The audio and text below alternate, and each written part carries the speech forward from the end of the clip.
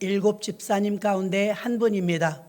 그 스데반의 믿음은 굉장히 탁월하죠. 그래서 이 스데반 집사님을 통하여서 하나님이 우리에게 주시는 메시지를 오늘 들으셔야 될 줄로 믿습니다.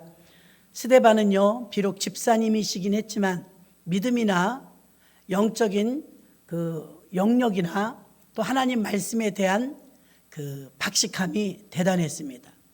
오늘날 집사님들 하면 또 모태신앙자라 할지라도 성경을 의외로 너무나 모릅니다. 한국교회 실정이 어떻습니까?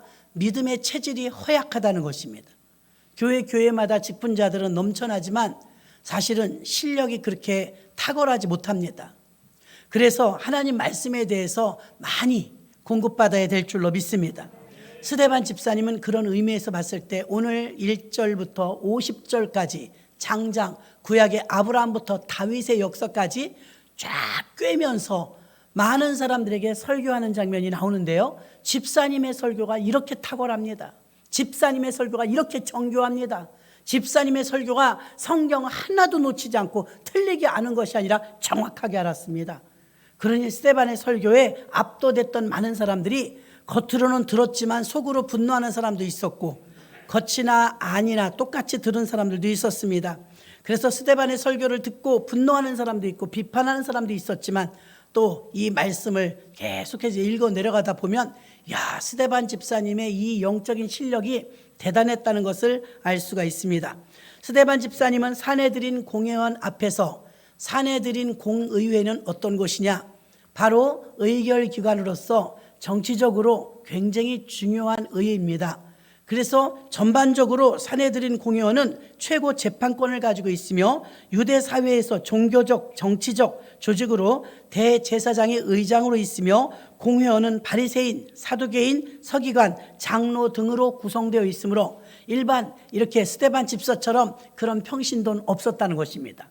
전문가들이었다는 것. 말씀 연구의 전문가, 서기관, 바리새인, 율법사. 그래서 사내들인 공의회는요, 여러분 사도 바울도 사내들인 공회원이었습니다. 바리새인 중에 바리새인이요 율법사 중에 율법사였던 그들이 있는 곳에서 여러분이 만약에 고위 관리들 앞에서 전도하려면 입이 뻣뻣해서 잘 안 될 것입니다. 그런데 스데반은 담대하게 복음을 증거하는데 1절과 2절에서 보니까 여러분 부형들이여 들으소서. 자, 여러분이 복음을 전할 때, 여러분이 상대방들에게 복음을 전할 때 오늘 스데반의 모습을 본받아야 합니다. 왜 그러냐면 가장 공손하고 정중하며 예의를 갖추고 여러분 부형들이여 들으소서 존중해줬던 것을 알 수가 있습니다. 집사님인데도 성경의 박사가 되어서요, 이들을 설득하고 설교는 아주 잘했는데 성경 실력이 높은 것만큼이나 이 사내들인 공회원들이 자존심, 그들이 굽힐 수 없는 어떤 그 스데반에 대하여서 반발심, 이런 것들로 인하여서 결과는 별로 좋지 않았지만 오늘 스데반의 결과를 여러분들과 함께 나누어 보도록 합니다. 오늘 스데반의 이 자세는 오늘날 우리도 배워야 하는데요, 복음을 전할 때, 전도할 때 내가 그보다 많이 안다고 해서 우월주의 속에서 전하면 안 됩니다. 여러분 부형들이여 들으소서. 공손하게 겸손하게 다가갔고요, 첫 번째 어떤 말로 첫 말을 이어갔냐면, 전 세계에서 사람 중에 가장 영향력을 많이 끼친 사람은 아브라함입니다. 유대교, 이슬람교, 기독교, 이 전체 중에서요 전부 아브라함을 논합니다. 그러니까 아브라함은 이 지구상에서 가장 많은 영향력을 끼친 개인입니다. 그 어떤 사람보다도 많이 등장하죠. 그래서 아브라함, 이삭, 야곱은 이스라엘 민족들에게요 무슨 말을 할 때마다 빠지지가 않아요. 여러분 부형들이여 들으소서. 공손하게 다가가면서 그가 첫 말을, 어떤 말을 했냐면 아브라함을 소환시킵니다. 아브라함의 후손들이요, 아브라함의 뜻을 아십니까? 아브라함 때부터 있었던 예수를 증거하기 위해서 아브라함부터 들춰냅니다. 왜냐하면 그들 속에서도 아브라함을 최고로 존경하기 때문이죠. 다시 말하면 저와 여러분들이 예수를 증거할 때 공감대를 형성할 수 있는 공통적인 그런 의사를 선택하는 게 좋다는 것입니다. 그런 언어를 사용하는 게 좋습니다. 스데반은요, 여러분 아브라함이요 하면서 시작합니다. 그래서 그들의 마음과 귀가 굉장히 목이 고다 교만하고 완악했지만 예수의 이야기를 하게 될 때 여러분 이단들하고 이야기해 보면 벽에 콱 막히는 것 같은 느낌이죠. 이단들을 우리의 말 듣지 않습니다. 아무리 설득해도 듣지 않아요. 좌파도 우파 말 안 듣고요. 우파도 좌파 말 안 듣습니다. 그들의 말에 귀를 기울이려고 하질 않아요. 왜 그러느냐? 그들은 이미 눈을 감고 귀를 감고 마음을 닫았기 때문에 들어가지가 않는 것입니다. 이들은 이제 종교 지도자들 앞에서 복음을 증거하는데요. 그들은 듣기는 들었는데 듣질 못했습니다. 귀로는 들었는데 마음으로 막고 있었기 때문에 받아들이질 않았다는 걸 말합니다. 그렇다면 여러분 정당한 복음을 증거하는데 스데반이 열변을 토하면서 설교도 잘했는데 설교를 못해서가 아니었습니다. 어째서 그들은 반발심을 가지고 거부하며 듣지 않았을까요? 여러분들이 복음을 전할 때 어떤 사람은 잘 듣고 전도되는 분도 있지만 대부분의 사람들은 받아들이지 않습니다. 그럼 그런 사람들의 마음가짐과 오늘 사내들인 공회원들의 마음가짐이 같을진데 왜 그들이 복음을 받아들이지 않았으며 우리가 복음을 전할 때 왜 받아들이지 않을까? 첫 번째 이유는 편견 때문입니다. 편견과 선입견은 아무것도 받아들이지 않습니다. 아무리 좋은 의도를 가지고 있다 할지라도 받아들여지지 않습니다. 도대체 이들은 왜 스데반이 그렇게 설교도 잘했고 공감대를 형성하면서 듣기는 다 들어요. 듣는데 끝에 가서는 결과가 안 좋고 스데반을 돌로 쳐 죽이지 않습니까? 왜 설교도 잘했는데 설교 내용도 좋았는데 이들은 왜 받아들이지 않고 거부하며 거절하며 분노를 일으켰을까요? 편견이 있었다는 것입니다. 스데반에 대해서 예수에 대해서 막 싫어요. 제가 이스라엘 몇 번을 갔다 왔는데요. 이스라엘 가니까 오히려 예수 믿는 사람이 한국보다 적어요. 그들은 정통 유대교만 믿습니다. 유대교는요, 구약의 하나님을 잘 믿어요. 율법을 잘 지킵니다. 율법으로 구원받는다고 믿습니다. 그 잘못된 것인데 잘못된 줄도 모릅니다. 그래서 끝까지 가는 것입니다. 안타까운 것이죠. 그렇게 편견에 빠져버리면 하나님 복음이 아무리 전달되어도 들리지가 않는다는 것입니다. 예수님 때도 마찬가지 아닙니까? 바리새인과 유대인들이요 예수님을 얼마나 잔인하게 죽입니까? 예수님이 뭘 틀린 말을 했습니까? 예수님은 하나님의 아들인데 여러분 생각해 보십시오. 저와 여러분은 예수님을 믿는 줄로 믿습니다. 그럼 하나님의 아들인데 하나님을 잘 믿는다는 유대인들이 어떻게 하나님의 아들을 죽입니까? 말이 안 되지 않습니까? 예수님이 잘못됐든 그들이 잘못됐든 한 군데는 틀린 거 아닙니까? 그럼 이제 역사가 말해준 지금도 우리가 믿는 것처럼 예수님은 하나님의 아들 맞습니다. 그럼 그 당시에 하나님의 아들 예수를 거부하고 대결하고 계속해서 반항하고 예수님을 끝내 십자가에 못 박게 내주었던 대제사장과 유대인들과 그 바리새인과 율법사들은 그들이 하나님을 잘 믿는다고 했지만 하나님의 아들 예수를 죽이는 꼴이 되었으니 한쪽은 가짜 아닙니까? 예수님이 가짜든 그들이 가짜든 지금 우리 알고 있지 않습니까? 그들이 가짜였다는 사실을. 근데 그들은 그 당시에는요 얼마나 열심히 특심했는지 사도 바울도 마찬가지입니다. 하나님 잘 믿으려고 예수 믿는 사람을 잡아 죽인 겁니다. 이단인 줄 알고. 그들의 잘못된 충성과 잘못된 열심이 얼마나 어그러졌는지 결과가 말해주고 있지 않습니까? 지금 우리가 성경을 통하여 배우니까 예수님은 하나님의 아들 맞아요. 그럼 하나님의 아들 예수를 죽인 그들이 잘못됐다는 게 판명되지 않았습니까? 근데 그 당시에 살고 있었던 그 사람들은 자기들이 틀린 줄도 몰랐다는 것입니다. 편견은 이렇게 엄청난 결과를 가져오고 무섭습니다. 공산주의도 사회주의도 무섭지만 사상도 잘못되면 무섭지만 이념과 이데올로기도 무섭지만 신앙이 잘못된 것도 무섭습니다. 그들은 이 편견에 사로잡혀 가지고요 예수님을 받아들이지 않습니다. 그래서 스데반이 하는 말을 듣기는 듣지만 나중에 공격하려고 듣는 것입니다. 요한복음 8장 31절로 33절 보니까 그러므로 예수께서 자기를 믿는 유대인들에게 이르시되 너희가 내 말에 거하면 참 내 제자가 되고 진리를 알지니 진리가 너희를 자유케 하리라. 저희가 대답하되 우리가 아브라함의 자손이라 남의 종이 된 적이 없거늘 어찌하여 우리가 자유케 되리라 하느냐. 자, 예수님 때도 이게 충돌이 있었는데요. 예수님이 진리가 너희를 자유케 하리라. 예수님은 길이요 진리요 생명이십니다. 예수님이 들어가는 곳마다 자유가 있습니다. 우울증과 각종 정신병에 시달리는 사람 심령에 예수가 들어가면 치료함을 받습니다. 그는 비로소 자유해지는 것입니다. 근데 이들은 지금 뭐라고 말합니까? 진리가 너희를 자유케 하리라 그랬더니 여보쇼, 우리는 종이 된 적이 없어. 포로가 된 적이 없어. 우리는 아브라함 때부터 지금까지 자유해. 무슨 자유가 또 필요해?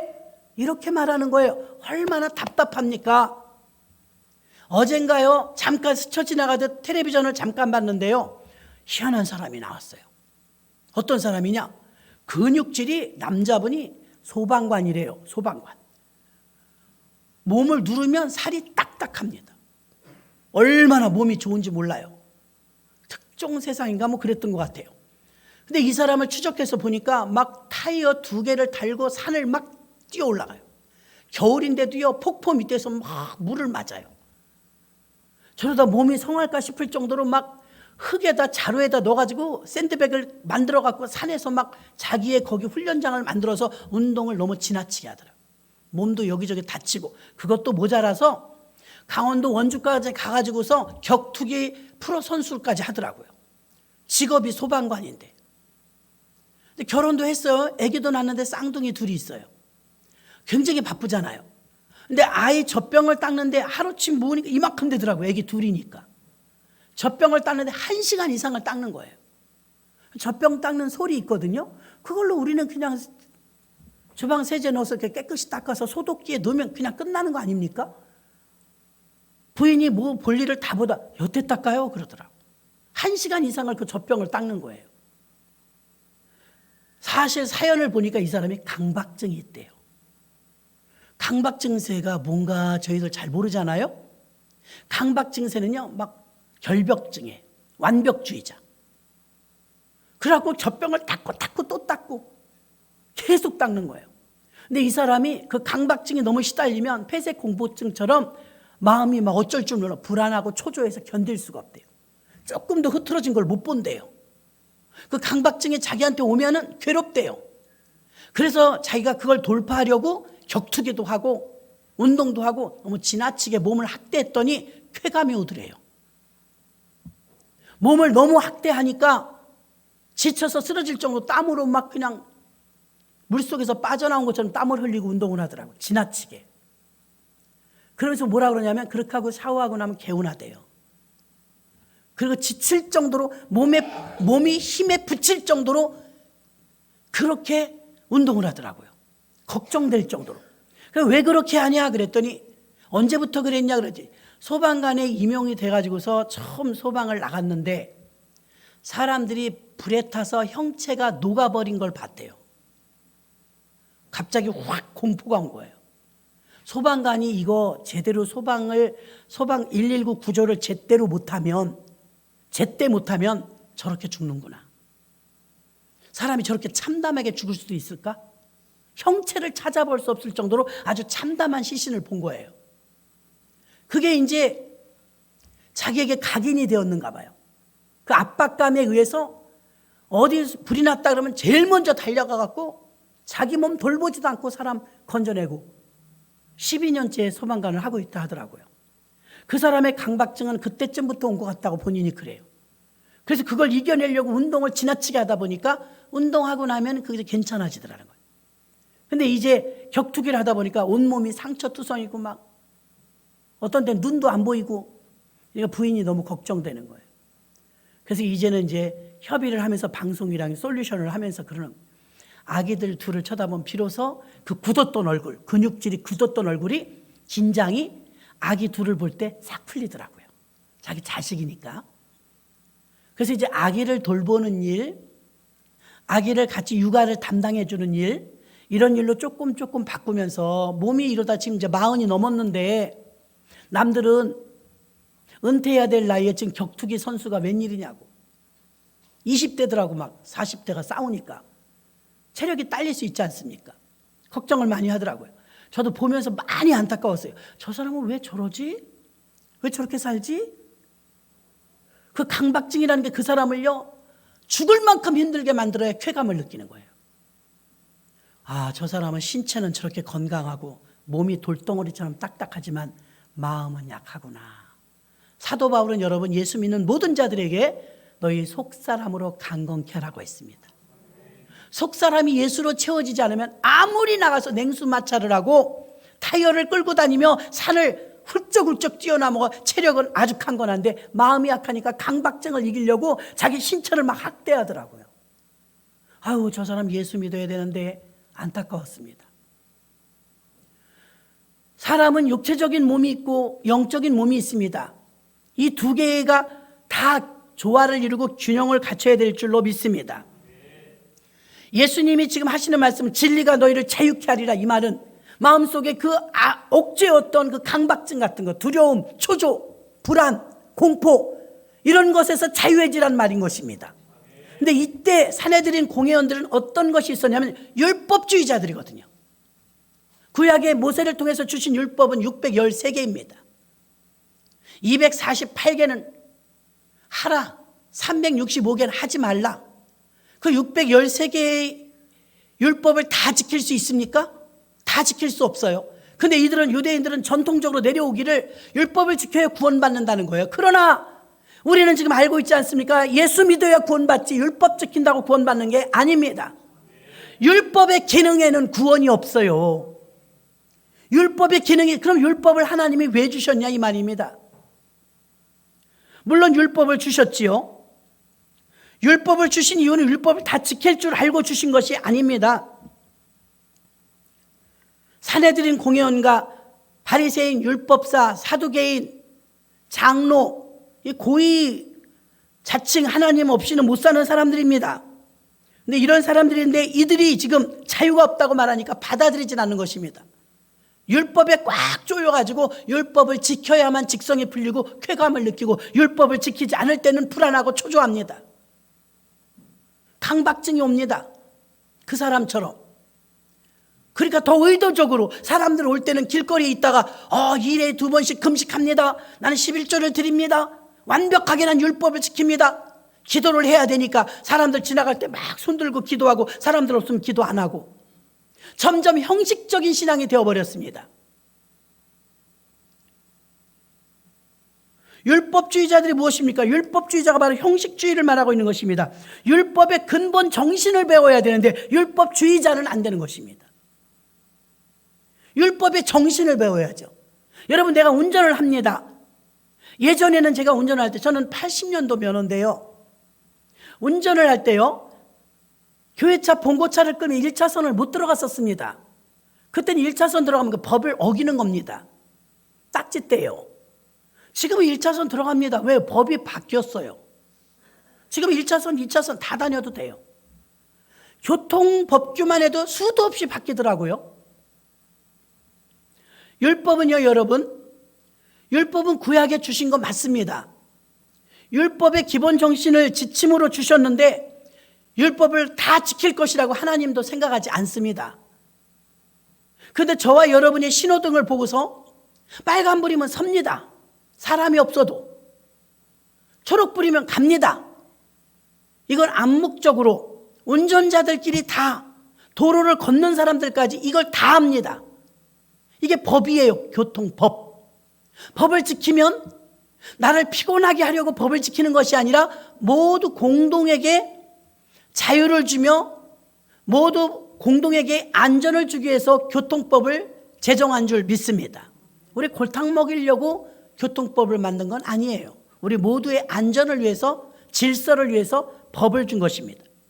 법이라는 거 지키면 참 좋은 것이고 지키지 않으면 교도소 갑니다. 지금도 교도소 안에 있는 수많은 사람들은 법을 지키지 않았기 때문입니다. 다시 말합니다. 법은요, 지키라고 있는 거예요. 또 하나, 법은요, 죄인지 아닌지 모르고 짓는 죄도 있지만 거의 알고 짓습니다. 초록불인데 가야 되는데 빨간불인데 가요. 그럼 제 마음속에 어때요? 이거 큰일 나, 경찰이 없어야 되는데, 카메라가 없어야 되는데, 그건 벌써 어기고 있다는 거잖아요. 느끼고 있는 거잖아요. 인지를 하고 있는 거잖아요. 율법의 그 기능은 죄를 인지하라고 주신 것입니다. 율법이 없다면 남을 죽여도 때려도 도적질을 해도 죄인 줄 모릅니다. 근데 율법으로 남의 것을 탐하지 말라. 갈취한 게 있으면 4배나 갚아라. 법에 나와 있기 때문에 이건 안 돼. 저건 안 돼. 이건 해야 돼. 이게 법에 나와 있으니까 율법의 기능은 죄를 지적할 뿐이에요. 이게 죄다. 이거 죄야. 율법이 아주 좋은 것입니다. 우리를 올바로 살게 가르쳐주기 때문이죠. 우리나라도 그런 말 많이 해요. 이 사람 얼마나 착한지 법 없어도 살아. 법 없으면 안 됩니다. 법이 있어야 됩니다. 그만큼 착하다는 거죠. 잘 지킨다는 것입니다. 법을 주셨을 때는요, 법이 잣대입니다. 이게 죄인지 아닌지 아는 것은 법 때문입니다. 율법을 주신 이유는 하나님의 백성이 이게 올바로 사는지 올바로 살지 않은지 알게 하기 위한 기능적인 부분으로 준 줄로 믿습니다. 그 율법에 아주 맹점이 있습니다. 율법에 구원의 기능이 없어요. 그 저와 여러분은 아브라함의 후손인데 지금 이 사람들에게 아브라함을 논하니까 솔깃해서 듣습니다. 아브라함? 내가 가장 존경하는 분인데, 근데 처음엔 아브라함으로 시작했는데 내려가면서 예수 얘기가 됩니다. 예수 얘기 싫다는 거예요. 그들이 이렇게 예수 얘기에 기겁을 하고 싫어하는 이유는 자기들의 열심 때문입니다. 나 하나님 잘 믿는 사람이야. 우리는 대대로 선민이야. 아브라함의 후손, 혈통적으로 후손이야. 구약은 구원받는 조건이 3가지입니다. 아브라함의 후손이어야 합니다. 이스라엘 백성이어야 합니다. 할례 받아야 됩니다. 여기 계신 분 중에 이것에 해당되는 사람 하나도 없습니다. 그럼 우린 구원 못 받습니까? 바뀌었단 말입니다. 예수 그리스도께서 십자가의 죄 지시고 우리 죄를 대신해서 담당해 주시고 나서 법이 바뀌었는데, 이제는 육적으로는 아브라함의 후손이 아닐지라도, 혈통적으로 이스라엘 백성이 아닐지라도, 우리는 난지 8일 만에 할례를 받지 않았을지라도 우리 예수 믿으면 구원받습니다. 예수 때문에 법이 바뀌었어요. 교통법도 바뀌던데요. 제가 살아보니까 필요하면 바뀌는 거예요. 그래서 이제 법이 바뀌었는데 예수님께서 십자가에 달려 죽으시고 우리 죄를 대신해서 테텔레스타이 다 이루었다. 그 예수를 그냥 바라보며 나도 그분 예수를 믿습니다. 내가 받아들입니다. 그러면 구원받아요. 천하 어떤 인간이라도 자랑하지 못하게 하려고 차별이 없이 구원받는 건 믿음으로만 구원받게 만드셨습니다. 믿으면 돼요. 아주 쉬워요. 조건도 없어요. 헌금을 많이 해야 되고 금식을 해야 되고 이런 거 없습니다. 그럼 안 해도 돼요? 그것이 아닙니다. 구원받는 조건에는 무조건 믿음으로 구원받습니다. 축복은 행위로 받습니다. 축복은. 구원받은 자들이 구원의 은혜에 감사해서 헌신하죠. 봉사하죠. 헌금하죠. 그럼 복 받는 것입니다. 그러나 구원받는 것은 행위가 아닙니다. 그래도 그렇지 금식 좀 해야지. 그래도 그렇지 기도 좀 해야지. 그래도 그렇지 교회는 빠지지 마야지. 그러면 여러분 또 강박증이 옵니다. 불안해. 자기 몸을 학대시키고, 마틴 루터가 빌라도의 계단이 28개의 계단이 있지 않습니까? 로마 교황청에. 신부들은 그 코스를 다 밟아야 됩니다. 고행을 통해서 주님께 가는 거지요. 유리가루를 다 부셔가지고서 병을 깨트려서 28개의 계단에다가, 천주교는 그럽니다. 가톨릭은 유리를 깨트려 놓고 무릎으로 기어 올라가는 거, 피가 철철 나도록. 무슨 짓이에요? 고행을 통해서 예수께로 가는 거래요.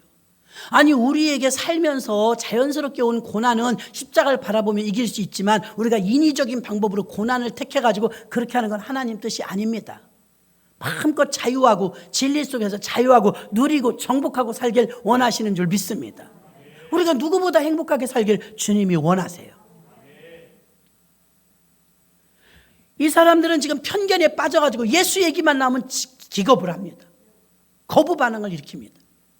나중에는 어떻게 되면 돌멩이를 들어서 스데반을 죽이지 않습니까? 자기들이 그냥 율법을 지켜야 되고 선조 때부터 내려온 선민이기 때문에 우리는 그 율법을 지키며 구원받는다. 그렇게 알고 있었다는 거예요. 그래서 편견 때문에 듣지 않았고요. 두 번째는요, 그들이 자기가 알고 있는 것의 실체를 몰랐어요. 이단에 빠진 사람들요, 거짓말하는 거 아니에요. 확신에 찼어요.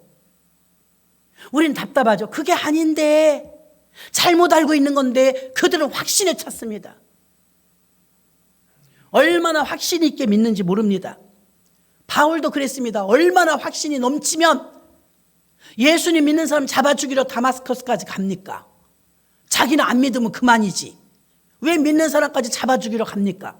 열심히 특심했어요. 왜요? 자기가 믿는 하나님이 옳다고 믿으니까. 바리새적인 것이, 율법이 구원을 준다고 믿었으니까 예수님이 이단이라고 믿는 거예요. 근데 그에게 충격적인 사건이 일어나죠. 다메섹에서 갑자기 대낮인데 햇빛보다 더 밝은 빛이 그를 비춰서 눈이 멀어버렸습니다. 소리만 들립니다. 사울아, 사울아. 고대인들은요, 하늘에서 소리가 나면 그걸 하나님의 소리로 믿었습니다. 니시오니까 네가 핍박하는 예수라. 예수.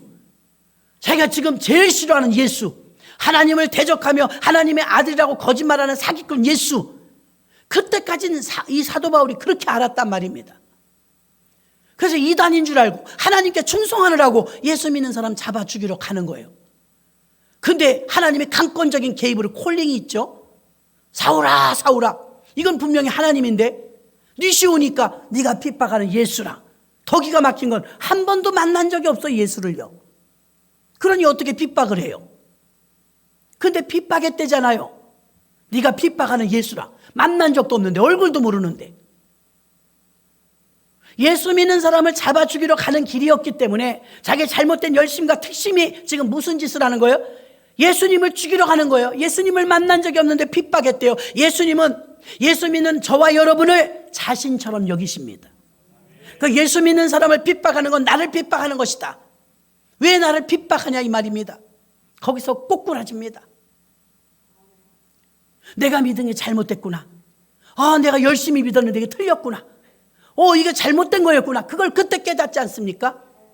하나님께서는 오늘날도 대한민국뿐만 전 세계에 있는 교회에 지금도 율법주의에 빠져 있고 자기들의 잘못된 신앙에 빠져 있는 자, 그 속에서 빠져나와 바울처럼, 사울처럼, 바울처럼 깨지길 원하고 계십니다. 사두개인과 율법사와 바리새인과 사내들인 공의원들은요, 전통과 제도에 빠져 있었어요. 율법에 빠져 있고 전통에 빠져 있고 제도권에 빠져 있었어요. 예수를 용납하지 못했습니다. 엉터리야, 그건 무슨 예수가 하나님의 아들이야. 근데 사도 바울이 깨달은 것처럼 네가 핍박하는 예수라. 충격인 거, 충격. 3일 동안 밥을 못 먹었어요. 3일 동안. 깊이 생각한 거예요. 내가 예수를 핍박했다고? 내가 하나님을 핍박했다고? 그럼 내가 알고 있던 예수가 진짜 하나님의 아들이었어? 그리고 3일 만에 정리를 하죠. 예수는 진짜였네. 예수는 하나님의 아들이었네. 오늘날도 얼마나 많은 사람들이 여기 갇혀 있어요. 그 당시에 사도 바울은 빠져나왔지만 가말리엘 문화생 중에 바울 하나 빠져나왔습니다. 나머지는 아직도 그렇게 믿고 있는 거예요. 예수는 가짜다. 예수는 목수의 아들이다. 예수는 마리아의 아들이다. 하나님의 아들이 아니다. 자칭 예수다.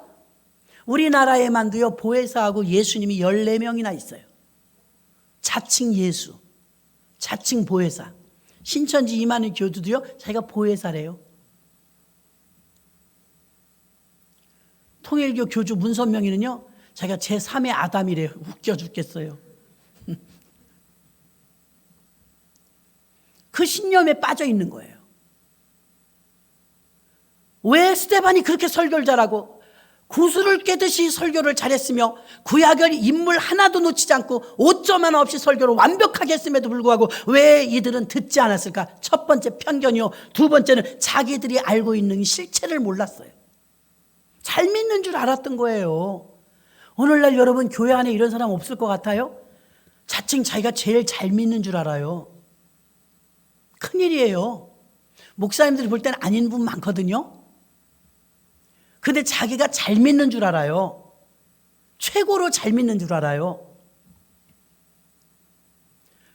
그 사내들인 공회원들처럼 자신들의 그 틀에 갇혀서 편견 속에 갇혀서 잘못된 신앙의 길을 걸어가고 있는 사람들이 있다면 제도와 율법주의와 자기의 틀에서 빠져나와야 될 줄로 믿습니다. 공감대를 가지고 있었지만 이들은 공격을 했습니다. 스데반 집사와 같은 신앙이 있는가 하면 산헤드린 공회원 같은 신앙이 공존하고 있어요. 지금도 교회 안에는 두 부류의 사람이 있습니다. 스데반 집사와 같이 오직 예수 복음을 가지고 있는 사람이 있고, 이렇게 역사와 전통과 제도권에 갇혀 있어서 산헤드린 공회원 같은 믿음을 가진 자들이 있다는 사실입니다. 얼마나 끔찍한 일입니까? 유대인들은 자신들이 믿고 주장하는 것조차 그것이 잘못된 것인지 몰랐다는 것입니다. 세례 요한도 말했습니다. 광야에서 복음을 외칠 때 아브라함의 자손들을 임을 자부했던, 자칭 너무나 선민의식에 빠져있던 교만한 바리새인들에게 누가복음 3장 8절에서 이렇게 말합니다. 그러므로 회개에 합당한 열매를 맺고 속으로 아브라함이 우리 조상이라 말하지 말라. 내가 너희에게 이르노니 하나님이 능히 돌들로도 아브라함의 자손이 되게 하시리라. 아멘. 우리 같은 이방인들도 아브라함의 후손이 될 수 있단 말입니다. 그런데 자기들이 지금 오만에 빠져가지고 우리밖에 없어. 이스라엘 민족은 전 세계 강원도 땅덩어리만 합니다. 1,000만 명밖에 되지 않습니다. 전체 인구가. 그럼 1,000만 명 자기들이 지금 우월주의에 빠져가지고 우리만 정통 아브라함의 후손이야. 예, 핏줄로 봤을 때는 맞아요. 혈통적으로 봤을 때는 맞아요. 구약에는 혈통이나 아브라함의 후손이나 이스라엘 민족이나 할례를 받아야 구원받는 조건이라고 했지 않습니까? 그래 예수님이 신약에 와서 그걸 깨뜨렸죠. 이제는 육적인 혈통만이 아니라 영적으로 십자가를 바라보고 하나님을 믿는 모든 백성은 아브라함의 후손입니다. 전 세계 75억 인구가 있잖아요. 전 세계엔 100만 교회가 있잖아요. 교회뿐이 아니라 아브라함의 후손인 자처하는 유대교도 있고 이슬람교도 있지 않습니까? 전 세계에서 지금 기독교인이 몇 프로 될 것 같습니까? 22억 명입니다. 어마어마합니다. 3분의 1의 숫자가 하나님을 아버지라 부르고 있습니다. 그럼 어떻게 됩니까? 아브라함에게 약속하셨던 내가 너의 후손을 통하여 하늘의 별처럼 바닷가의 모래처럼 많게 하리라. 이 약속이 이루어진 줄로 믿습니다. 그럼 구약의 말씀 따라서 자기들의 의견과 주장대로라면 1,000만 명이 하늘의 별 같지는 않잖아요. 숫자를 셀 수 있잖아요. 서울 시민 정도인데. 근데 성경은 모래 하늘의 별처럼 많다고 했잖아요. 바닷가의 모래처럼 셀 수가 없을 정도로 많다고 했잖아요. 지금 지구상을 덮고 있지 않습니까? 예수 믿는 사람이. 이것이 모두 영적인 아브라함의 후손인 줄로 믿습니다. 그런데 아직도 거기에 갇혀 있는 사람이 얼마나 많은지 모릅니다. 우리 혈통적으로 아브라함의 후손이고 민족적으로 이스라엘 민족이고 우리는 율법적으로 할례를 받았다. 그래야 구원받는다. 그건 틀리다 이 말입니다. 그런데 틀린 줄을 모르니까 구원을 못 받는 것입니다. 그래서 두 번째는 자기들이 틀린 줄을 몰랐어요. 사울처럼 깨져야 되는데 바울이 되도록 그렇게 되지 못했다는 것입니다. 그리고 교만합니다. 선민의식에 빠져갖고 구원은 우리의 전유물인 양. 아, 우리밖에 구원받을 사람이 없어. 정통 우린 이스라엘 민족이야. 예수님은 그렇게 구원받는다고 하지 않았습니다. 내가 곧 길이요 진리요 생명이요 나로 말미암 자고는 아버지께로 올 자가 없느니라. 천하인간의 다른 이름 구원 얻을 만한 다른 이름을 주신 일이 없으니 오직 예수 이름으로만 구원받는다 했습니다. 그러니 우리에게는 이런 엄청난 길이 열린 것입니다. 활짝 열린 것입니다. 이방인인데 대한민국 사람인데 혈통적으로 이스라엘 가보지도 않았는데 우리는 구원받았으니 얼마나 횡재했습니까? 예수님이 이 길을 십자가로 열어놓으신 것입니다. 마지막 세 번째로는 그들은 왜 스데반의 설교를 듣지 않았을까? 그들은 율법주의자란 사실도 몰랐습니다. 율법의 근본 정신 613가지라고 말했습니다. 율법을 못 지키면 강박증이 오는 거예요. 왜 진리가 자유를 줍니까? 강박증에서의 자유. 귀신 들린 사람이 예수를 믿으면 새수랑을 끊고 있었던 거라사 지역에 귀신 들린 사람 7 귀신에 시달렸던 막달라 마리아 얼마나 자유해졌습니까? 예수 제대로 믿으면 귀신은 떠납니다. 우울증도 떠납니다. 그래서 자유한 거예요. 얼마나 자유한지 모릅니다. 유대인들은 예수님을 수치스럽게 여겼습니다. 어디서 저런 사람이 예수라는 거야? 저 사람이 어떻게 하나님의 아들이라는 거야? 그 예수를 믿어야 되는데 예수를 경멸합니다. 수치스럽게 여깁니다. 그래서 조롱합니다. 십자가에 달릴 때, 야, 자기가 유대인의 왕이란다. 죄패다 그렇게 써라. 자칭 유대인의 왕. 그 예수님의 죄목이 유대인의 왕입니다. 신성모독죄를 고발을 했는데 식민지 생활을 할 때이기 때문에 신성모독죄가 이스라엘엔 있어요. 근데 로마법으로 지금 사형을 집행하지 않습니까? 로마법에는 신성모독죄가 없어요. 그러니까 다시 고발합니다. 대제사장들이. 그러면 반역죄입니다. 유대인의 왕이라고 그랬습니다. 빌라도가 다시 물어봅니다. 예수요, 당신 입으로 직접 말하시오. 당신이 정말 왕이라고 했어? 대답을 해봐. 빌라도가 묻습니다. 가만히 계셨으면 좋았을 텐데 당신이 유대인의 왕이냐고 대답을 해봐. 네 말이 옳도다. 그래 버렸어요. 예수님은 정치적인 왕 아닙니다. 영적인 왕을 말한 것입니다. 자유를 주는 왕을 말한 것입니다. 여러분 쫓기고 계십니까? 불안하십니까? 여러분 안에 예수가 들어가셔야 됩니다. 예수가 들어가야 진리가 자유를 주는 것입니다. 예수가 진리이기 때문인 것입니다. 이런 법은 전에도 없었어요. 예수가 법입니다. 홍해바다 밑에 길이 있을 줄 누가 알았어요? 우리의 생각으로는 뗏목을 만들던가 배를 빌려오던가 돌아서 가든가 다른 방법 없습니다. 하나님 안에서는 길이 나오잖아요. 홍해바다 밑에 길이 있을 줄 누가 알았어요? 하나님은 하십니다. 예수가 길인 것입니다. 유대인들은 자기들이 잘못된 신앙이 얼마나 무서운지를 몰랐습니다. 그리고 율법주의에 빠져가지고서 율법에 강박적으로 빠져서 248개의 하라, 365개의 하지 말라, 여기에 쪼여가지고 이거 해야 되는 거야, 이건 하지 말아야 되는 거야. 매일 율법 지키는 것 때문에 정신이 하나도 없습니다. 자유가 없어요. 편안함이 없어요. 목사 초년생 때는요, 토요일 날 정말 신경 예민합니다. 저도 그랬습니다. 토요일 날 얼마나 거룩한지 아침부터 보따리 싸들고 기도원 갑니다. 밤늦게 옵니다. 주일 날 설교 준비하느라고.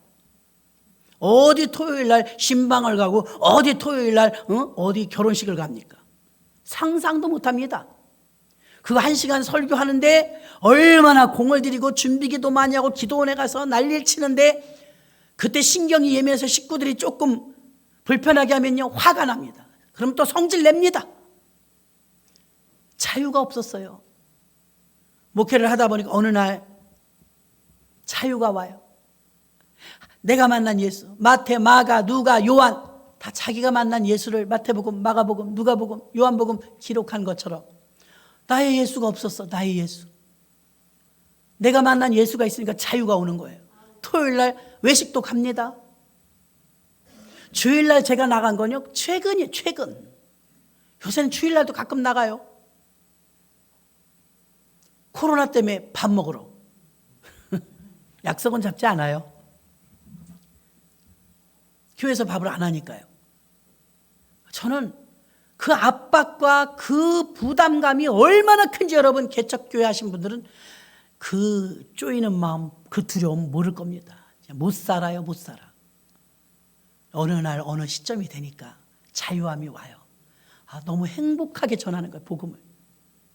빨리 만나고 싶은 거예요, 성도님들을. 이런 보석 같은 말씀을 찾아서 얼른 전해줘야 되는데, 예수가 희미해진 성도님들에게 다시 각인시켜줘야 되는데, 믿음이 약해진 분들에게 다시 믿음을 지지대를 세워줘야 되는데, 막 만나고 싶은 거예요. 자유해지는 거예요. 그다음부터는 압박이 없어요. 두려움도 없어요. 물론 강단 앞에는 언제나 두렵습니다. 그 마음 자세는 있어야 되죠. 그러나 나를 옥죄면서 포로된 것처럼, 그러니까 이스라엘 백성들이 지금 말하는, 우리가 언제 포로된 적이 없는데, 우리가 종이 된 적이 없는데 왜 우리에게 자유가 없다고 하느냐? 모르는 거예요. 자기들이 율법주의에 꽉 조여갖고 율법 지키면서 허덕이며 사는 것을. 예수 믿으면 기쁩니다. 예수 믿으면 평안합니다. 근데 지금 쪼이고 있고 힘들고 벅차고 불편하고 부담되고 짓눌르다면 지금 죄송하지만 예수 안에 계신 거 아닙니다. 예수 안에 계시면 자유합니다. 평안합니다. 율법주의는요 강박을 가져다 주는 것입니다. 율법은 우리에게 지침서로 주셨지만 이게 죄다 분별하도록 주신 것입니다. 율법의 기능은 구원이 없다고 했습니다. 율법은 선한 것이고 좋은 것이지만 율법은 우리가 죄가 죄인지를 알게 해주는 거기까지입니다. 율법의 맹점이 있습니다. 구원을 못 시켜요. 구원을. 율법의 완성은 예수이기 때문에 예수님의 십자가 사랑이 우리 구원을 완성하셨습니다. 율법으로 구원을 받는 것이 아니라 예수로 구원을 받는 것입니다. 여러분 믿습니까? 예수가 여러분을 구원하여 주는 것입니다. 그래서 사도 바울이 이렇게 거창하게 설교 딱 끝났습니다. 그럼 여러분처럼 아멘 하면 얼마나 기쁘고 보람되겠어요. 이런 그 돌멩이를 집어드는 거예요. 돌멩이 집어들더니 막 던지기 시작하니까 처음에 한 사람이 던지기 힘들죠. 2명, 3명, 4명, 5명 돌 던지니까 너도 나도 돌을 던져갖고 여러분 가만히 있는데 돌을 던져서 맞았다고 생각해요. 분명히 살갗이가 떨어지고 피가 줄줄 났을 거예요. 얼마나 맞았으면 죽었겠어요, 여러분. 마지막 말씀 마칩니다. 마지막 절에 뭐라고 합니까? 돌을 맞다가 스데반이 이 어려움을 겪을 때 고개를 듭니다. 위를 바라보고 하늘을 바라본 줄 믿습니다. 혹시 어려움을 만나거나 핍박을 만나거나 곤경에 처하거나 사방에 우겨쌈을 당할 때 여러분 사방에 길이 없어도 위를 바라보시기 바랍니다. 위를 바라보면 어떤 역사가 있느냐? 그렇게 쪼이고 짐이 되고 부담되고 강박증이 있고 하더라도 주님을 바라보니까 하늘을 바라보니까 영안을 열어주셔서 보좌 우편에 있는 예수를 바라보는지라. 여러분이 언제 자유가 옵니까? 예수를 바라볼 때 하늘을 바라볼 때 그때 스데반의 얼굴이 천사와 같았더라. 천사와 같았더라. 여러분 감기 몸살만 알아도 자다 보면 끙끙 앓아요. 저절로 나온다 이 말입니다. 그럼 몸이 지금 돌멩이를 맞으면 고통스러워서 찡그린단 말입니다. 근데 성경은 그렇게 써 있지 않아요. 얼마나 하나님이 그를 사로잡았으면 얼굴이 해같이 빛나 천사의 얼굴 같았더라. 그 환경을 초월한 줄로 믿습니다. 여러분이 이런 깊은 믿음으로 들어갈 때 여러분의 환경을 초월하는 줄로 믿습니다. 그래서 어떻게 되어지느냐? 하나님을 바라볼 때 예수님을 바라볼 때 천사의 얼굴 같았더라. 옥죄였던 모든 무거운 짐들이 다 무너져 버리고 비로소 하나님이 주는 평강 속에 들어가는 것입니다. 그리고 스데반은 하나님 주는 최고의 영광 순교의 자리에 들어간 줄로 믿습니다. 여러분이 뚜벅뚜벅 살아있는 모습이지만 순교자의 삶으로 천국 생활을 누리시고 천사의 얼굴을 하는 정말 예수쟁이다운 예수쟁이가 되시기를 주님의 이름으로 축원합니다. 하나님